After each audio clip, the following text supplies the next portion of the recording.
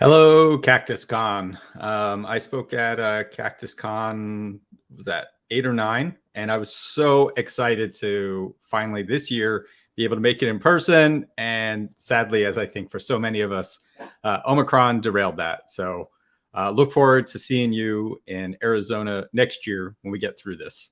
My talk is called Throwing the Elephant. My name is Bryson Bort. I am the founder and current CEO of Scythe. It's an adversary emulation platform. That is a spin out from a consulting company that I founded 9 years ago called Grim, which is still going on strong and hacks everything from cyber physical to traditional enterprise IT.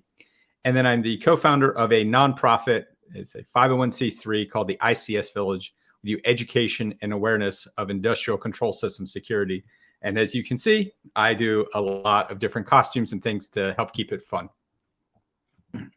So where you work. Oh, well, apologies. For the same reason that I can't be in Arizona for CactusCon, this is where you used to work. Where you work now, at home. So in every business where you work, there's the room. Right? That's where leadership comes together and makes the decisions that drive what the business is going to do. So the way it works in the room, first of all, PowerPoint. PowerPoint is everything that drives vision. It's where we decide what pretty colors are going to tell us what we're going to do next year. And then where everything actually happens in the trenches, Excel. And I'm sure a lot of you have experienced this, where information security at the end of the day, when you get down through all of the technology, the bottom of it all, Excel is what's driving it.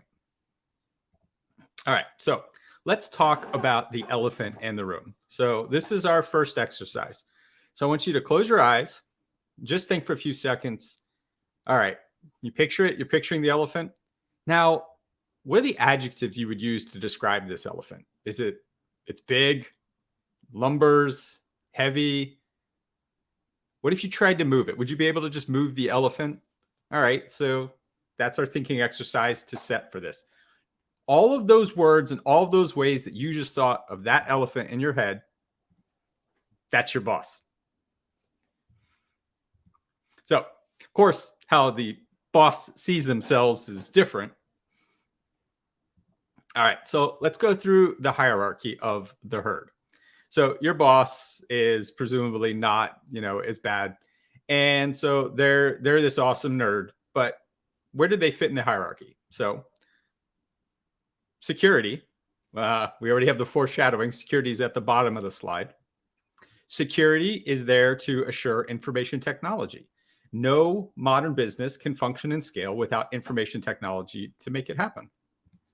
Of course, that supports the business. And then at the top is leadership. So why is this important? Why do we have this here? Besides being silly with all the different parts outside of security, the key here is this is the inviolable hierarchy of business everywhere. The largest budget in the business is for the business itself. If this is a company that makes cookies, then most of the money goes to making cookies. That's what drives revenue. That's why the business is in effect. Some percentage of that budget goes to IT, and then some percentage of that sub-budget goes to security. Why does this matter? One, we've established the priorities of the business. Two, we understand how the money flows from that. And it ties back to where the leadership rests and the way that they're looking at the priorities of the business, because that's what we need to focus on. All right, so second exercise. What percentage of boards have a dedicated committee for cybersecurity? This statistic is from a Gartner survey from 2020, so I don't think it's going to have changed very much. The answer is A. 9% of boards have a dedicated committee for cybersecurity. This is backing up what we just talked about in terms of the priorities for the business. When you think about the business view of risk, cybersecurity is not the top thing. Depending on the industry, it could be something different. Like in finance, maybe it's inflation, maybe it's cryptocurrency. And so cybersecurity tends to be down lower on the list. On average, cybersecurity is ranked anywhere from 3 to 5 in terms of the overall risks that a business sees for itself. And that's been increasing. So what does the Serengeti look like? Well, let's start. How many businesses are there in the United States? A little bit more than 30 million businesses.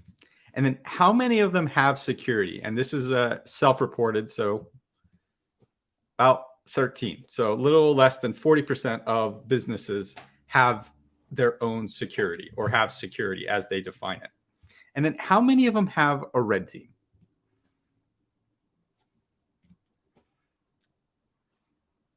A significantly less percentage. Now, the intent of this slide is not that having a red team is a necessity.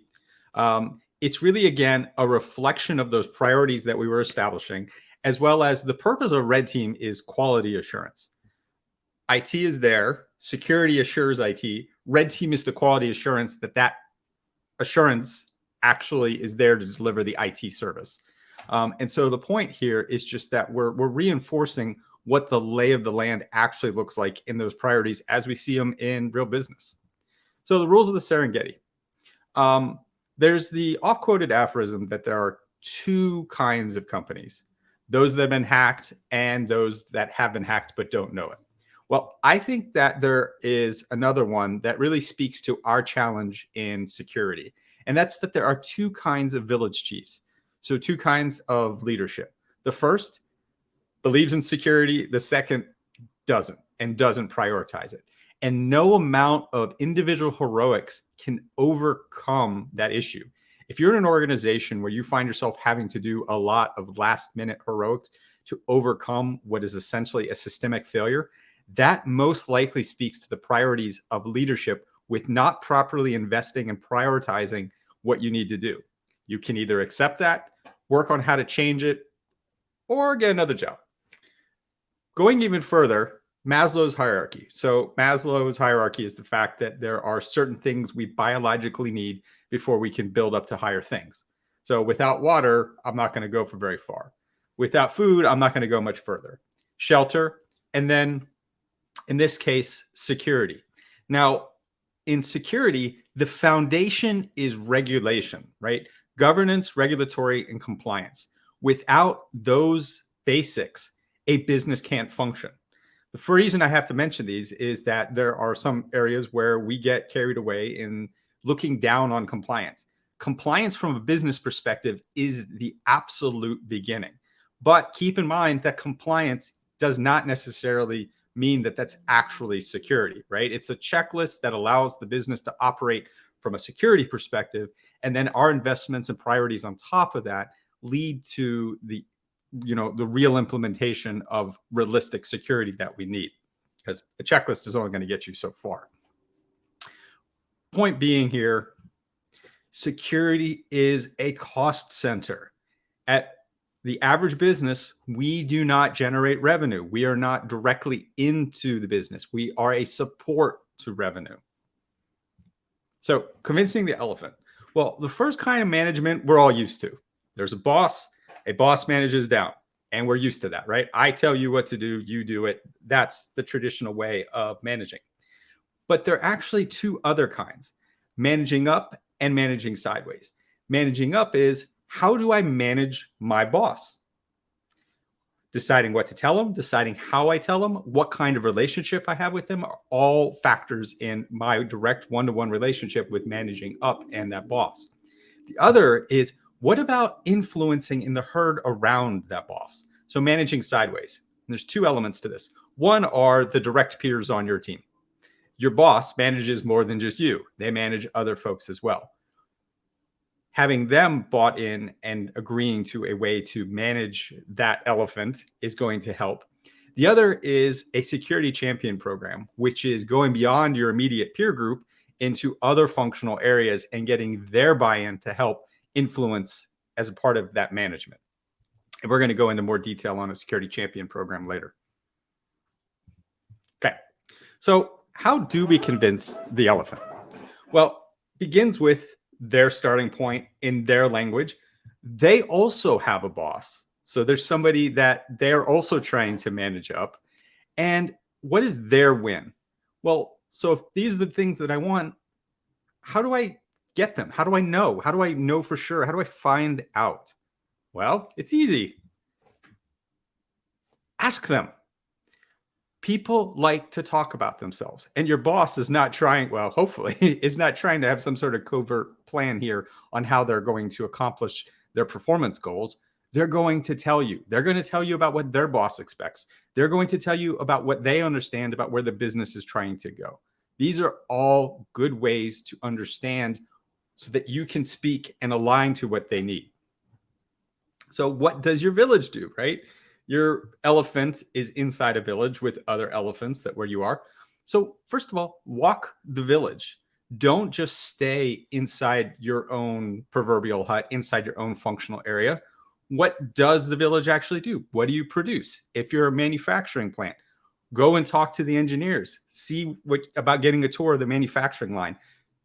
Establish a relationship and understand directly from folks that work on the business operations side what's happening, what's going on. Being introverts, of course, we don't always want to go and talk to folks. Some of the other things we can do is we can read. Your company, if it's public, is required to publish findings or filings every single year. And they will tell you, back to that earlier point about risk, they will tell you how and what they prioritize the risk in those filings. There might be investor briefings that do that. Those are typically going to be on a quarterly basis. And you can hear the CEO of the organization answer questions from the investors around different aspects of risk and how they see the business going, news articles on it. And then this is a hat tip to Mauer Jake Williams, where most leaders, as a part of bettering themselves, have an MBA reading list of books that they're learning to how to be better managers. What a great way to learn the language of the elephant.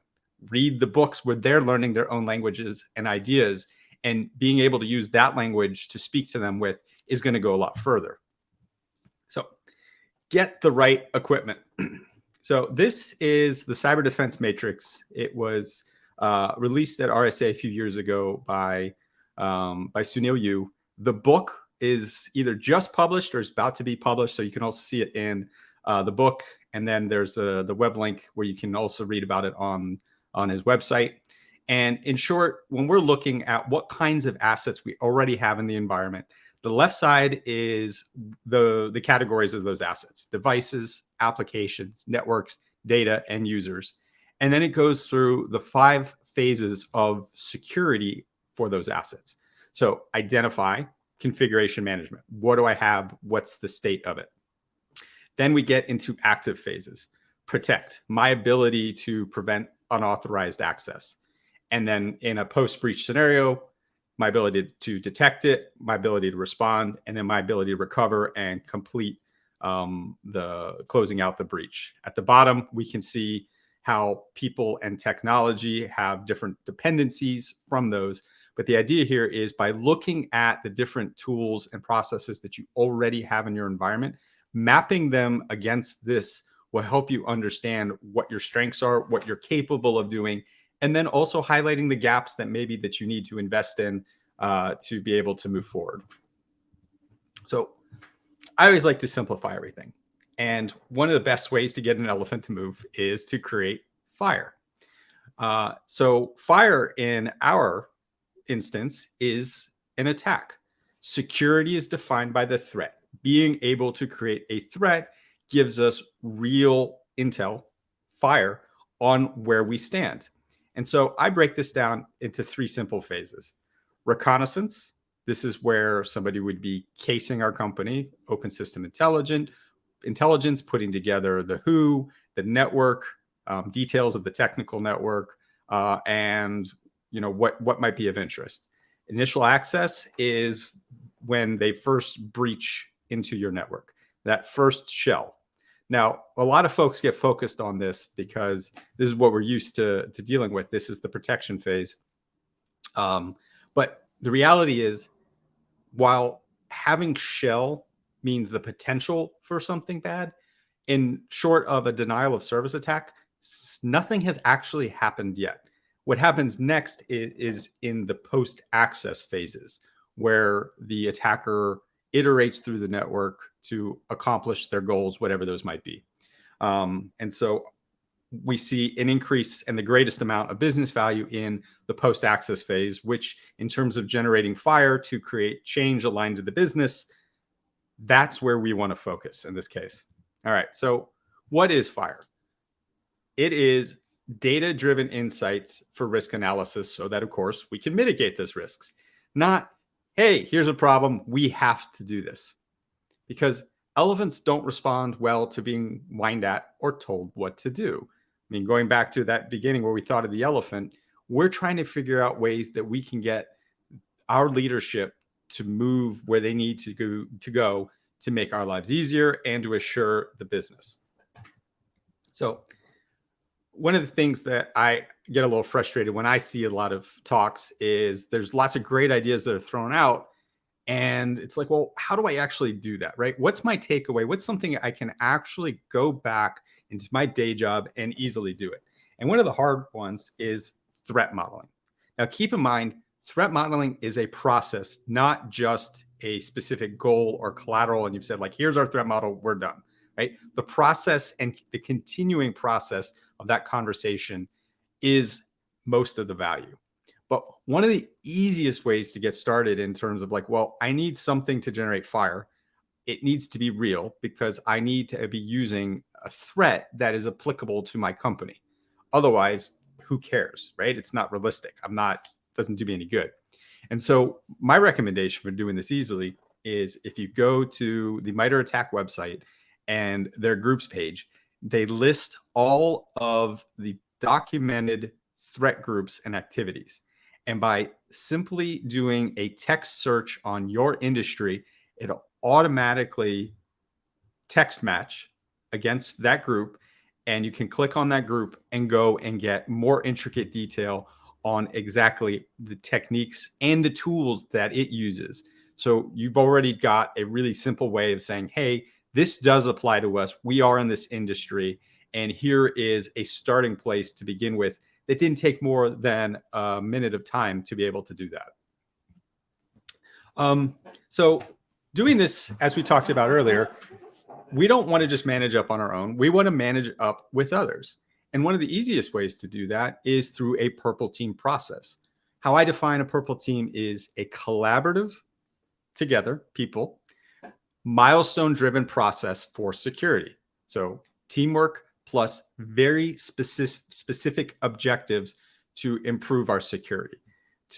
Our goal is, of course, we want insight into ourselves. We want to be able to improve. And at the same time, we want to make sure we're aligned to the business, because otherwise we're not going to get the additional buy-in and support that we need. So the process for a purple team is simple. Start with threat intelligence or techniques, tactics, and procedures that are relevant to the threat. I gave an example there with how to easily be able to go to the MITRE website and pull those down. And maybe you have a threat intelligence function. Maybe you have a threat intelligence feed. Maybe there are just elements of particular tactics, and we're going to talk about some examples to think about later that you want to run with. So whatever those are going to be our milestones tied to the specific controls that they're going to test. So we're going to analyze and organize those. And then we're going to come together with our collaborative discussion on what do we think would happen if we did these? If this was ransomware, what do you think would happen? What would we see? How quickly would we see it? What would the response be like? Would backups be a part of this strategy? And this is our chance to also test our backups. And then we're going to get into the actual execution. So we run the first technique and the detection engineering of what did we see? Where did we see it? How quickly did we see it? And iterating back and forth with improving what we can see on that visibility with the detections as we go through the process. So instead of showing up the end with, here is the book of what went wrong, we have improvement as we went through it together. And keep in mind, the scope of this can be as large, or particularly if you're starting out, as small as you want. There's no need to try to do the entire company or to try to do something very sophisticated. Begin simply. Part of it is just building your own confidence. And again, when you're working with other folks, the strength of the collaboration and the process itself, so that eventually this can become something that is even stronger. I always like to say the best price is free. A few years ago, in collaboration with George Orchias and Adam Ashinchi, we put together what we call the C2 matrix. And the idea here is going back to tools that we need to be able to create fire to emulate a threat. We cataloged currently over 90 frameworks. Most of them are free, some of them are commercial. And the best part to help you here is if you go to the website, there's a wizard where you can type in, I want to be able to conduct this kind of attack. And the wizard will walk you through and tell you exactly which tools can be used to be able to do that. So you don't have to do the guesswork, it's there for you. And then to make things even easier, we did a collaboration with SANS and created a Linux distro called SANS Slingshot, where a lot of these tools and some of the tools to run the process are already loaded for you. So you don't have to worry with all the install and the documentation. You can go right into using them. So one of the most difficult threats to emulate is ransomware. How do I encrypt use something that's doing encryption, which is fundamentally destructive or disruptive to operations, right? I don't want to affect actual operations because that's going to get the business upset. So in terms of being realistic, how do I do this? Well, there's two ways. One is creating dummy data. And I can have a script as a part of my test that's going to generate hidden dummy data and then use local encryption to do that. So I've got host activity. I can tie that to C2 for network activity. And that would be, a very simple but effective ransomware campaign. If I want to be more realistic, and this ties more on the network side and potentially looking at data loss prevention, there's a website that I found called Buckaroo.com, and you can go in and have it procedurally generate data based on like names, social security, date of birth, credit card, because a lot of folks aren't comfortable with exfiltrating the real thing, and that can need more buy-in. But doing the fake thing, well, there we go. So we talked about starting simple. So here is an example of what I would say is some considerations for starting really simple.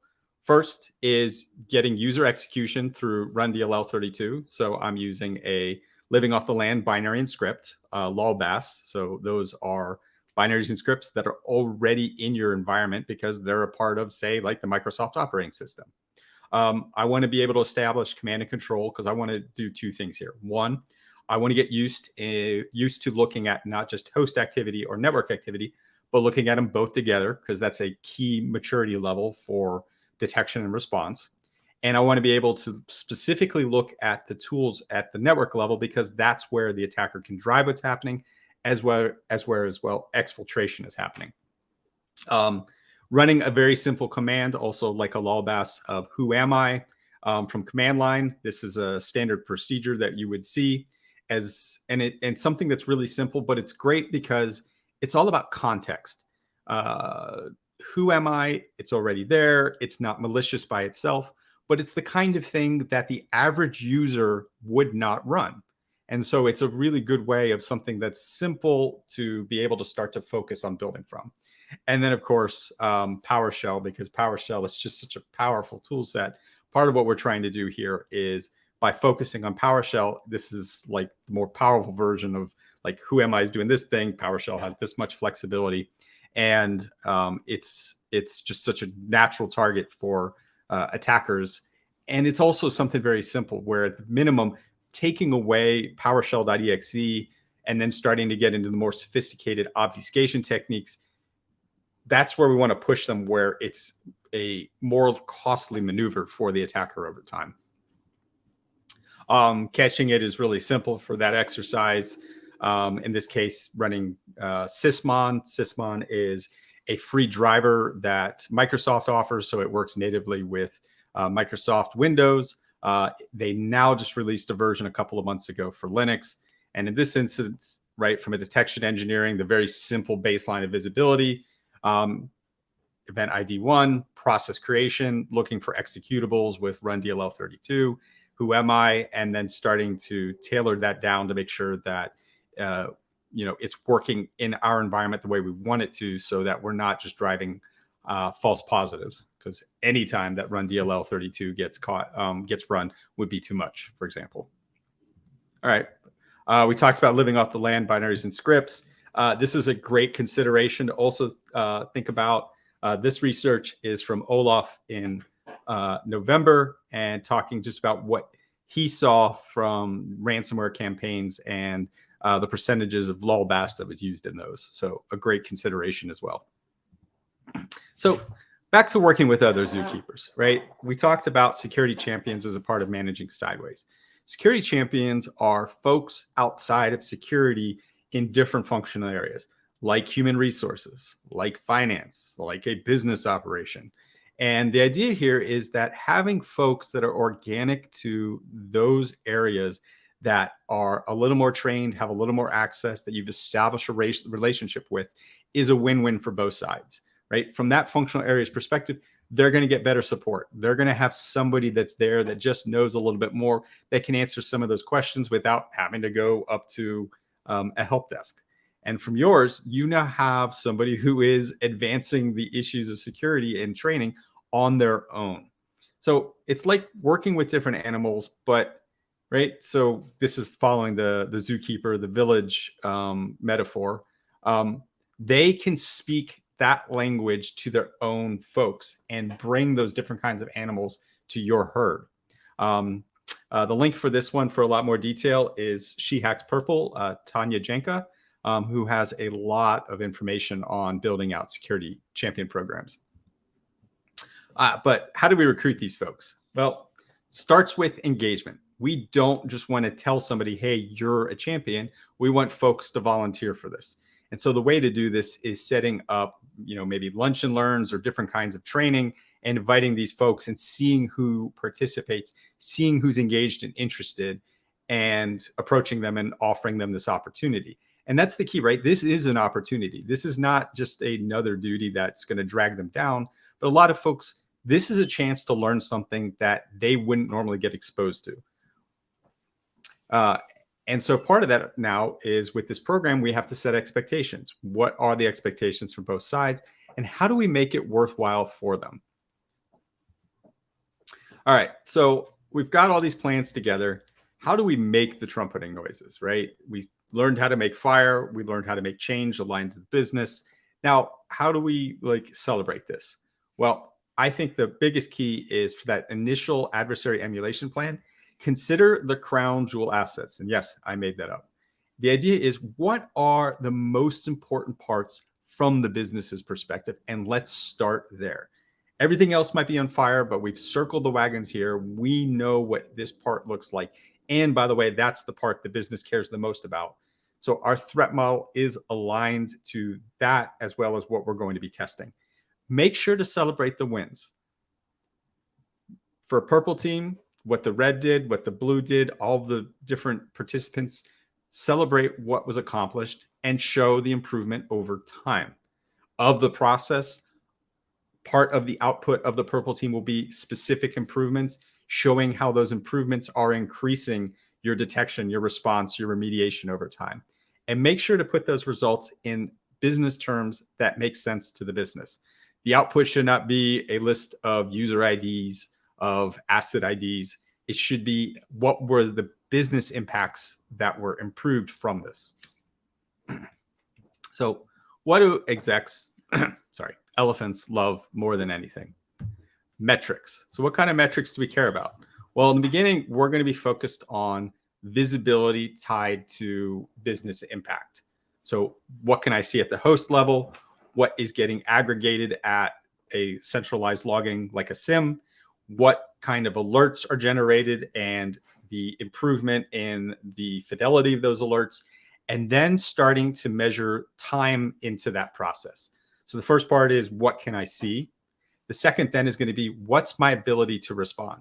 Sure, the tools are capturing this, but how quickly are we able to respond to them, right? How fast is the SOC able to identify something that's a problem, understand the scope, and then get it out? Because that is the ability to, over time, reduce the impact of a breach. So how do we go on an expedition together? Well, the easiest is, of course, short of doing all of that through full technical execution, is we can do a tabletop exercise.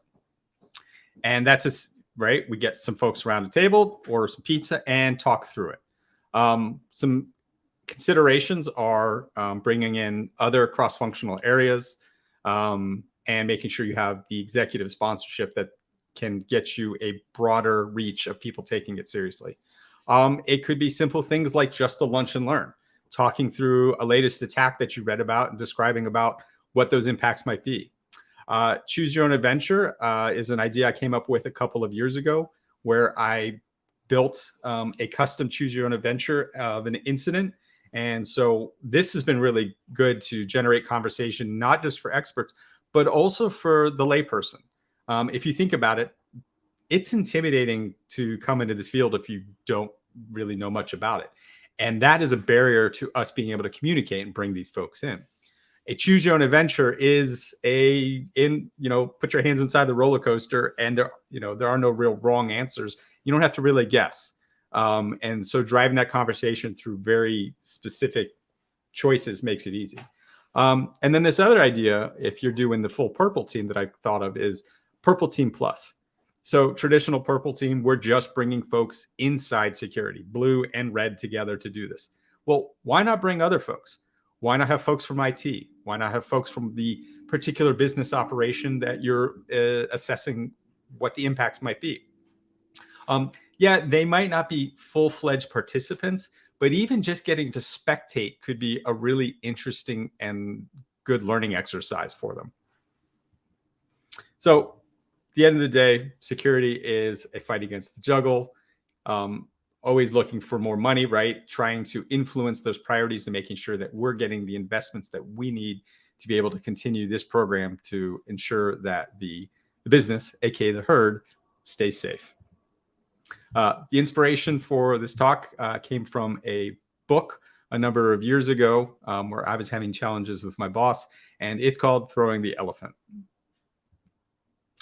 Some resources. I think my slides will be shared, so you'll be able to get some more detail from these.